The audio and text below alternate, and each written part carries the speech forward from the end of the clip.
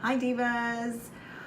Today's meeting was about gratitude, and we started speaking about the idea of all this negativity that we constantly focus on a daily basis. Every time there is any situation, we always look at the negative. Even if we're in like this amazing restaurant or in an amazing situation, or we're enjoying our brand new bundle of joy, child, grandchild, whatever it may be, we always look to see what is that thing that can possibly go wrong. Our brain is constantly in a survival mode, and it's constantly looking for that negativity all the time. And we can be in that situation all the time. However, we can choose something else.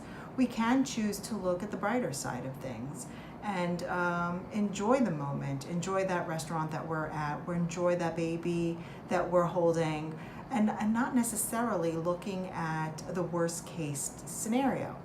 It's not that we're living in a state of denial. It's not like we're in denial that something's going to happen, because the chances are that nothing's going to happen. You know, the restaurant bill will be paid for, and that bundle of joy, God willing, and hopefully will grow up to be an amazing human being. So why do we keep focusing on it? So one of the things, in order to stop this trend of constantly focusing on the negative, is being grateful. At the end of the day, if you are able to put down in paper a few things, I suggest 5, but at least 3 things that you're grateful for at the end of the day. When you look back, you'll realize that the majority of the day, even if it wasn't great, it wasn't that bad either. There's a few things that you could be grateful for. And the more specific you are, the better it is. So if you're just being grateful for your family, well, what does that mean specifically? What does being grateful for your family mean? And so what you want to do is you want to write down these 5 things that you can be grateful for.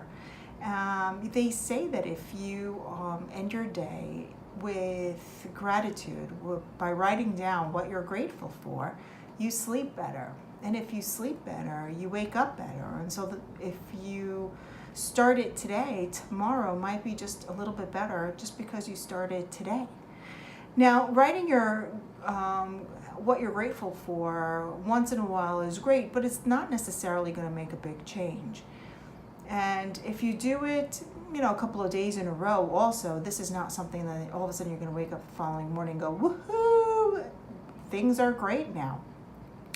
You need to do this for several weeks, and until you start feeling the change, until you start feeling what is it doing for you specifically. So definitely start as soon as possible writing down 5 things that you're grateful for. So for me, one of those things is going to be the meeting that I had today. It was, in my opinion, a great meeting, and I think people left with a lot of information and a lot of knowledge, or at least some aha moments in there that they can go home and do something about. So that's definitely one of them.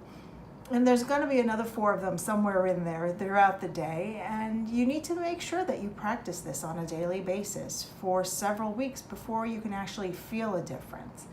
But don't give up, because it's easier to fall back into those negative thoughts and those negativity, attitude, and all that other stuff.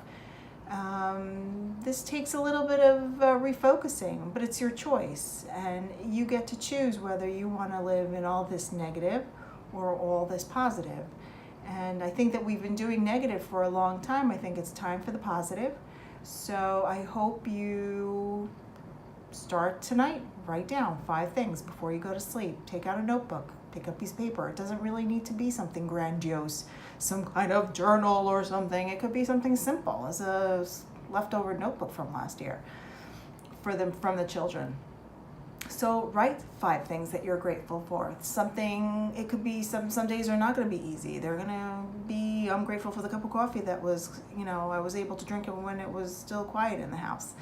And some days are much, much bigger. And it's also nice to be able to go back and read those notes, read those moments of gratitude, especially on days that you're having difficulty, to remember and to refocus and to be able to understand that it's just one day.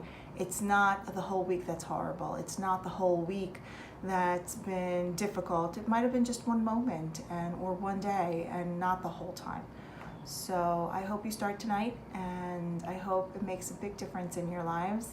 And that's it. Have a great day. Until next time. Bye.